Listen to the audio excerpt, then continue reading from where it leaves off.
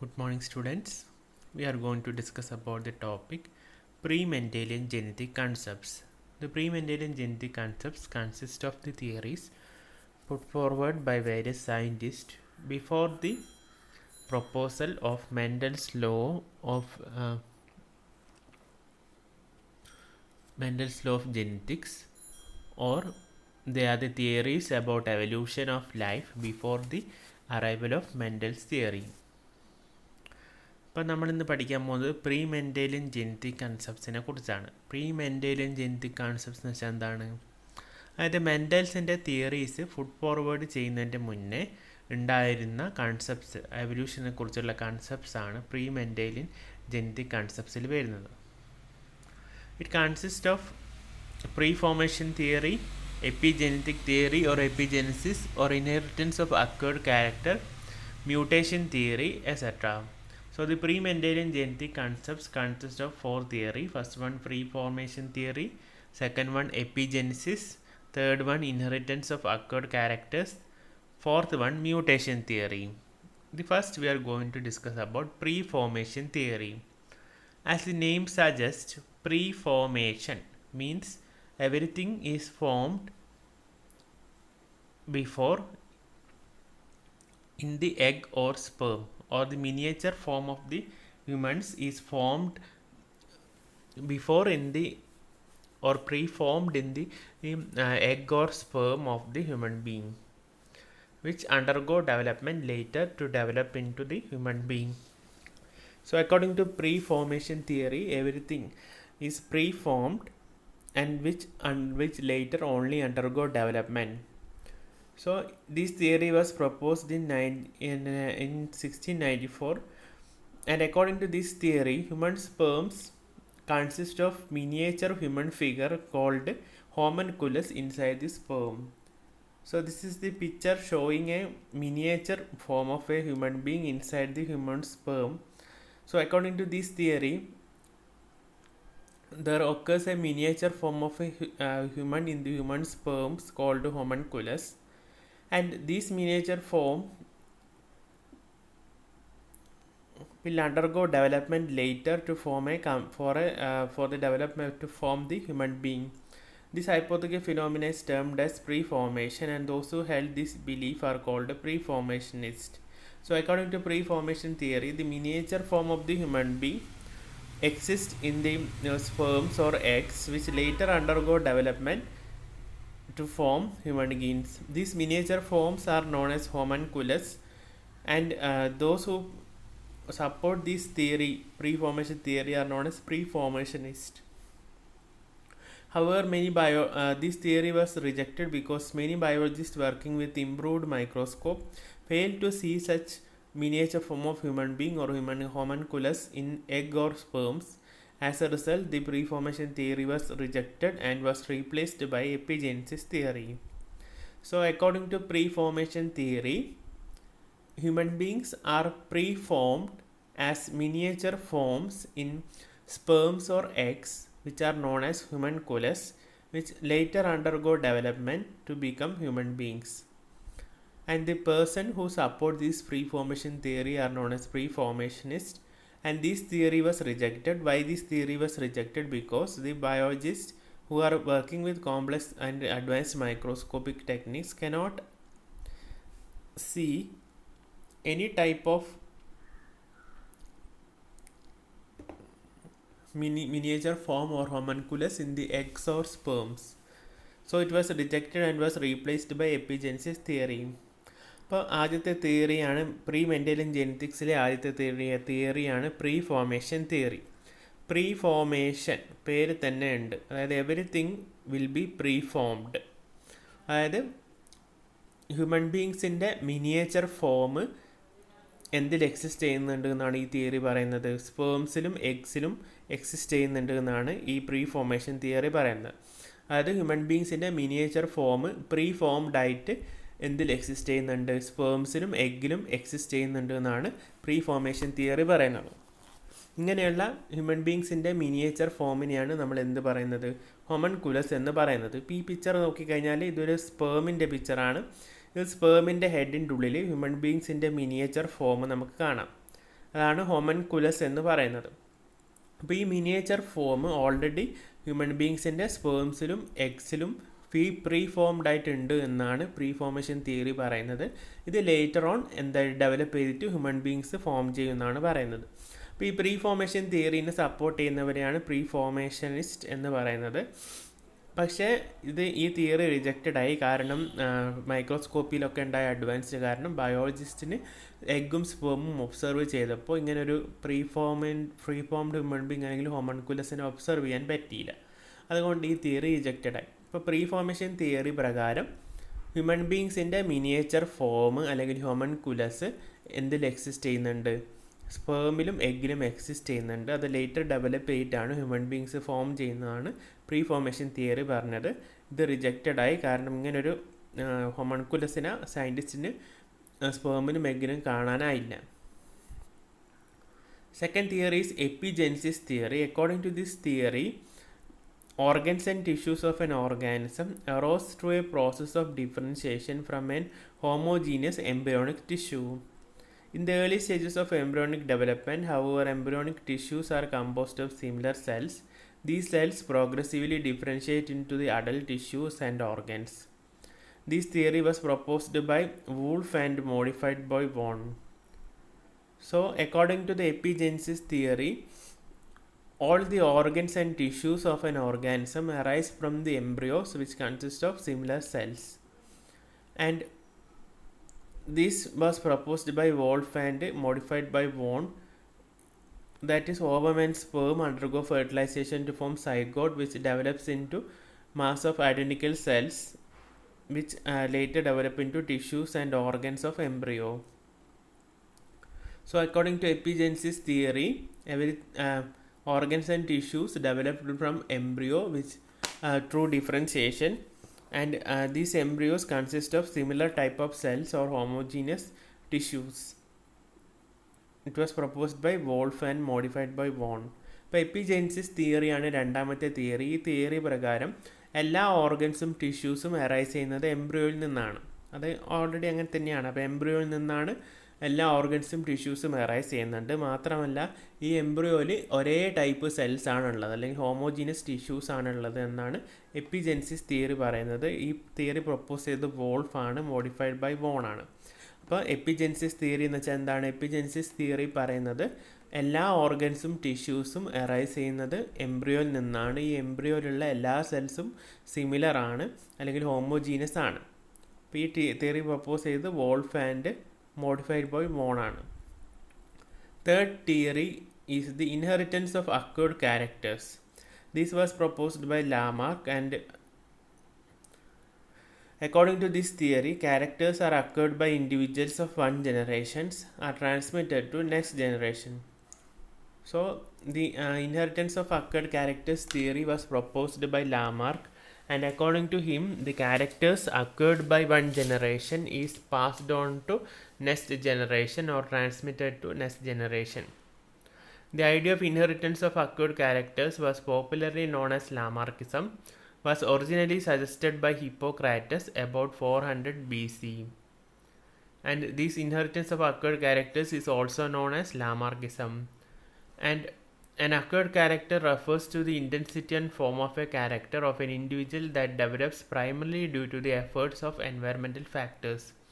So these acquired characters are developed by an organism in order to adjust with this environment. Thus, according to the idea of inheritance of acquired character, if a person develops strong muscles by exercise, his children will inherit these characters. And this hypothesis was supported by Charles Darwin.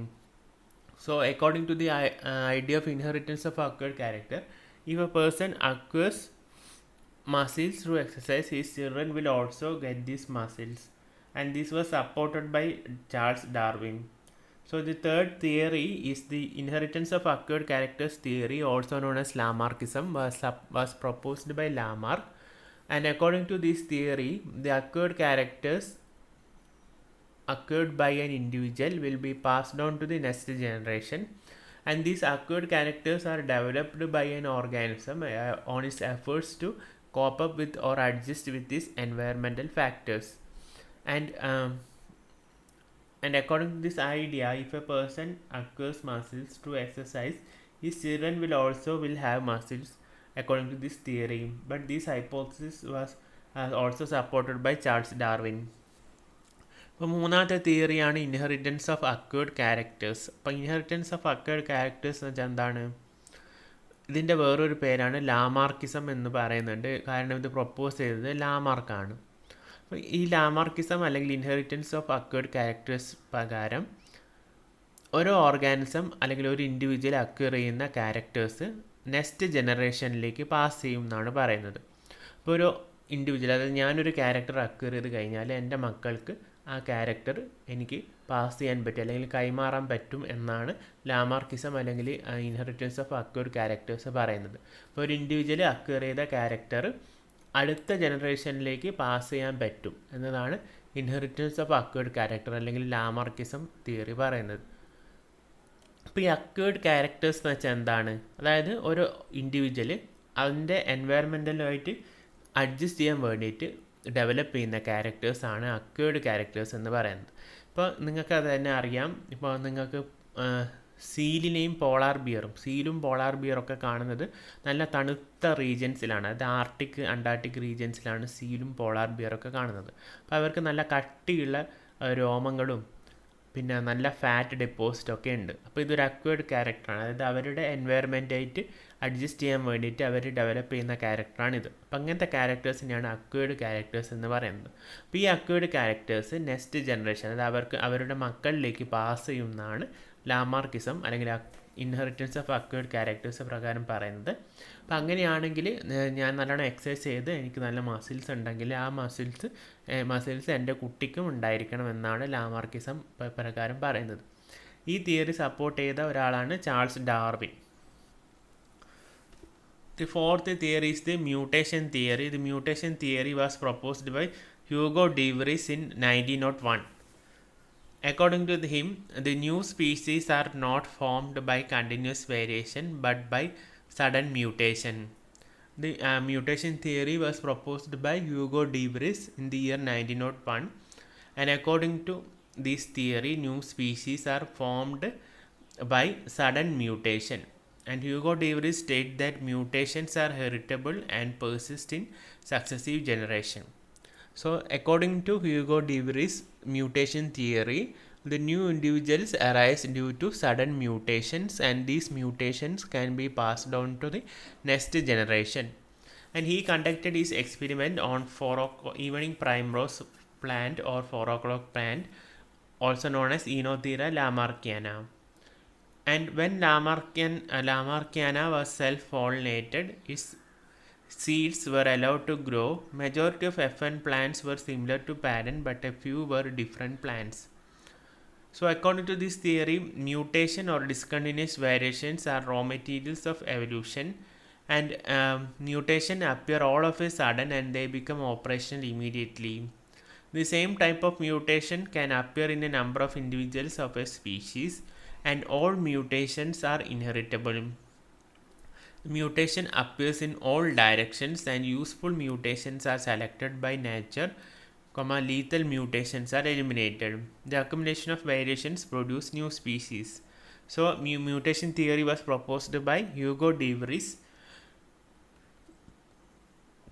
and according to the mutation theory, the species new species are formed by mutation or sudden mutations, and these mutations can be passed on to the next generation. He conducted his studies in the plant Oenothera lamarckiana or evening primrose, and for that he self-pollinated the seeds of evening primrose, and majority of the F1 plants were similar to the parents, but some are different, and this difference occurs due to the mutation. ഇപ്പം mutation theory propose ചെയ്ത സയൻറ്റിസ്റ്റാണ് Hugo de Vries. അപ്പോൾ ഈ according to Hugo de വ്രീസിൻ്റെ mutation theory പ്രകാരം പുതിയ species ഉണ്ടാകുന്നത് sudden mutations കാരണമാണ്. അപ്പോൾ അതുകൊണ്ടാണ് ഈ തിയറിക്ക് മ്യൂട്ടേഷൻ തിയറി എന്ന പേര് കൊടുത്തത്. അപ്പോൾ അത് പുതിയ സ്പീഷീസ് ഉണ്ടാകുന്നത് മ്യൂട്ടേഷൻ കാരണമാണ് എന്നാണ് മ്യൂട്ടേഷൻ തിയറി പറയുന്നത്. അപ്പം ഹ്യൂഗോ ഡ്യൂറിസ് സ്റ്റഡി ചെയ്ത പ്ലാന്റാണ് ഈവനിങ് പ്രൈം റോസ്, അല്ലെങ്കിൽ 4 മണി ചെടി എന്ന് പറയും. അതിൻ്റെ ഈ ഇംഗ്ലീഷ് സയൻറ്റിഫിക് നെയിമാണ് ഈനോത്തീറ ലാമാർക്കിയാന. അപ്പോൾ ഈ ഈനോത്തീറ ലാമാർക്കിയാനയിൽ സെൽഫ് പോളിനേറ്റ് ചെയ്തപ്പോൾ എന്ത് കിട്ടി? F1 ജനറേഷനിൽ എന്ത് കിട്ടി? കുറേയൊക്കെ പ്ലാന്റ്സ് പാരൻസിനോട് സിമിലർ ആയിരുന്നു, പക്ഷേ ചില പ്ലാന്റ്സ് ഡിഫറെൻ്റ് ആയിരുന്നു. അപ്പോൾ ആ ഡിഫറൻസ് വരാനുള്ള കാരണം മ്യൂട്ടേഷൻ ആണെന്നാണ് ഹ്യൂഗോ ഡ്യൂറിസ് പറഞ്ഞത്. So according to this theory mutation are raw materials of evolution. അപ്പോൾ ഈ തിയറി പ്രകാരം എവല്യൂഷൻ ഉണ്ടാവാനുള്ള കാരണം മ്യൂട്ടേഷൻ ആണെന്നാണ് ഹ്യൂഗോ ഡ്യൂറിസ് പറയുന്നത്. പിന്നെ മ്യൂട്ടേഷൻ പെട്ടെന്ന് അപ്പിയർ ചെയ്യും. Mutation appear all of A sudden. അപ്പോൾ പെട്ടെന്നാണ് മ്യൂട്ടേഷൻ അപ്പിയർ ചെയ്യുക. പിന്നെ the same type of mutation can appear in A number of individuals of A species. അപ്പോൾ ഒരേ സ്പീഷീസിലുള്ള പല ഇൻഡിവിജ്വൽസിലും മ്യൂട്ടേഷൻ ഒരേപോലെ അപ്പിയർ ചെയ്യും. Next, all mutations are inheritable. അപ്പോൾ ഈ മ്യൂട്ടേഷൻ അടുത്ത ജനറേഷനിലേക്ക് പാസ് ചെയ്യാൻ പറ്റും എന്നാണ് പറയുന്നത്. പിന്നെ mutation appear in all direction. എല്ലാ ഡയറക്ഷൻസിലേക്കും മ്യൂട്ടേഷൻ അപ്പിയർ ചെയ്യും. പിന്നെ useful mutations are selected by nature and lethal mutations are eliminated. അപ്പം നല്ല ഉപകാരപ്പെടുന്ന മ്യൂട്ടേഷൻസ് ഉള്ള ആൾക്കാരെ മാത്രമാണ് നേച്ചർ സെലക്ട് ചെയ്യുക. അപ്പോൾ ഹാംഫുൾ ആയിട്ടുള്ള മ്യൂട്ടേഷൻസ് ഉള്ള ആൾക്കാരെയൊക്കെ നേച്ചർ എലിമിനേറ്റ് ചെയ്യും. Next, accumulation of variation produce new species. അപ്പോൾ മ്യൂട്ടേഷൻ നടന്നിട്ടാണ് പുതിയ സ്പീഷീസ് ഉണ്ടാകുന്നത്. So there are some points supporting mutation theory. First one, mutation are source of all variations and leads to evolution. First അപ്പോൾ mutation തിയറീനെ support ചെയ്യുന്ന ആദ്യത്തെ പോയിൻ്റാണ് mutation are source of all variation and leads to evolution. നിങ്ങൾക്കറിയാം mutation കാരണമാണ് variation ഉണ്ടാകുന്നത്, അത് എവല്യൂഷന് കാരണമാകും. അത് അതിനെ സപ്പോർട്ട് ചെയ്യുന്ന പോയിൻ്റാണ്. Next one, it can explain both progressive and regressive evolution. ഇപ്പോൾ മ്യൂട്ടേഷൻ തിയറി പ്രകാരം നമുക്ക് പ്രോഗ്രസീവ് എവല്യൂഷനെയും റിഗ്രസീവ് എവല്യൂഷനെയും ഒരേപോലെ എക്സ്പ്ലെയിൻ ചെയ്യാൻ പറ്റും. Third one, it can explain the occurrence of both changed and unchanged form. അപ്പോൾ ചേഞ്ച്ഡ് ഫോമിനെ അൺചേഞ്ച്ഡ് ഫോമിനെയും നമുക്ക് എക്സ്പ്ലെയിൻ ചെയ്യാൻ പറ്റും. Fourth one, number of mutations have appeared in the past. അപ്പോൾ പാസ്റ്റിൽ പല മ്യൂട്ടേഷൻസും അപ്പിയർ ചെയ്തിട്ടുണ്ട്. ഇനി ഈ മ്യൂട്ടേഷൻ തിയറിക്ക് എഗെയിൻസ്റ്റ് ഉള്ള പോയിന്റ്സ് ആണ്. First one, natural mutations are not common. അപ്പോൾ നാച്ചുറൽ മ്യൂട്ടേഷൻസ് അത്ര കോമൺ അല്ല. രണ്ടാമത്തത്, Oenothera was not a normal plan but a complex heterozygote form with chromosomal aberration. അപ്പോൾ ഇനോത്തീറേനെ നമ്മളൊരു നോർമൽ പ്ലാന്റായിട്ട് കണക്കാക്കാൻ പറ്റൂല. അതിന് കുറേ ക്രോമസോമൽ അബറേഷൻസ് ഉള്ളൊരു പ്ലാന്റാണ്. അതുകൊണ്ട് തന്നെ അതിനെ മ്യൂട്ടേഷൻ തിയറിക്ക് സ്റ്റഡി ചെയ്യാൻ വേണ്ടിയിട്ട് ഉപയോഗിച്ചത് ഒരു തെറ്റാണെന്നാണ് പറയുന്നത്. അപ്പോൾ താങ്ക് യു. ഇപ്പോൾ നമ്മളിന്ന് പഠിച്ചത് പ്രീ മെൻഡേലിയൻ തിയറീസ് ആണ്. അപ്പോൾ 4 തിയറീസ് പഠിച്ചു.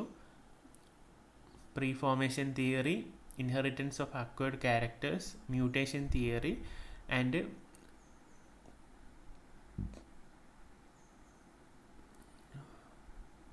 എപ്പിജെനിസിസ്. ഇപ്പോൾ ഈ തിയറിയിൽ ഏതെങ്കിലും ഒന്ന് എക്സാമിന് ചോദിക്കാം. അപ്പോൾ ശ്രദ്ധിച്ച് പഠിക്കാം.